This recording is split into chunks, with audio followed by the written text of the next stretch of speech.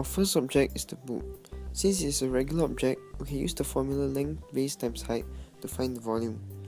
The first instrument we are using is the meter rule. It has a degree of accuracy of 0.1 cm, and the precaution we have to take is parallax error. The next instrument we are using is the vernier caliper. The degree of accuracy is 0.01 mm, and the precaution is to check for zero error. The last instrument we are using is the electronic balance, and it has the degree of accuracy of 0.001 gram, and we have to press the 0 button. To prevent parallax error, we have to look directly above the ruler. For the height of the book, we have to measure it multiple times and it must not be even throughout. Firstly, we have to check for zero error. There is no zero error in this vernier caliper.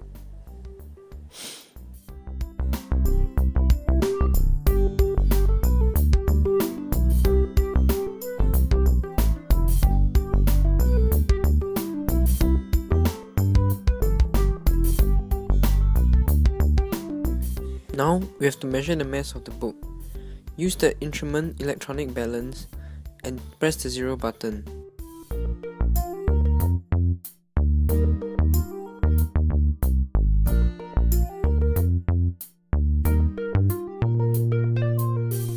To measure the density of the book, we have to use the formula mass over volume equals to density. The second object is a stone. As it does not have a regular shape, we are using the Eureka can to find out the volume. To use the Eureka can, we must first place the Eureka can on a flat surface and fill the can with water until it overflows. Then place a beaker under the spout to catch the overflowing water. Subsequently, we gently lower the stone into the Eureka can. This step is important as if we had dropped the stone into the water, water may have splashed out of the Eureka can, which may eventually cause an inaccurate reading of volume. Lastly, we pour the overflowed water into a measuring cylinder. The recorded volume is 28 cm3. It is important to read below the meniscus to reduce difference from the true value. Also, we have to look at the reading at eye level to prevent parallax error. Next, to find out the mass, we are again using the electric balance. This electric balance has a degree of accuracy of 0.1 gram. We must remember to press the 0 button to ensure that the measuring starts from 0.0 grams. We then measured the mass of the stone and recorded it to be 77.1 gram. We then used the formula of density equals mass divided by volume to find out the density, which is 2.75 grams per cm cube. The third object is a pencil. The instruments that we'll be using are a meter rule, the micrometer screw gauge, and the electronic balance. Now, to calculate the diameter of the pencil. The diameter of the pencil may not be even throughout, so we have to take multiple readings at different locations. Firstly, you have to check the micrometer for zero error.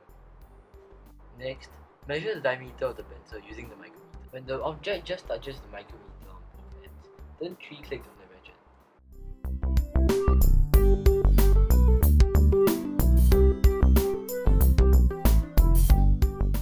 We will now measure the middle portion of the pencil.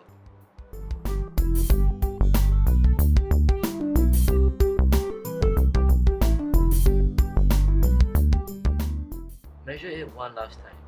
Now the bottom portion.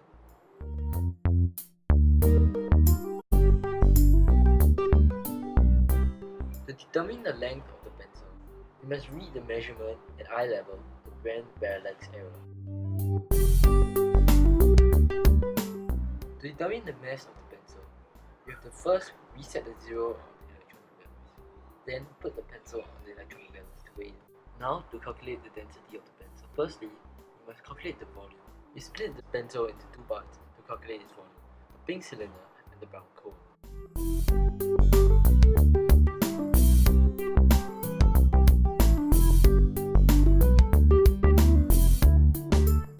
Using the formula density equals the mass over volume, we can determine the density of the pencil.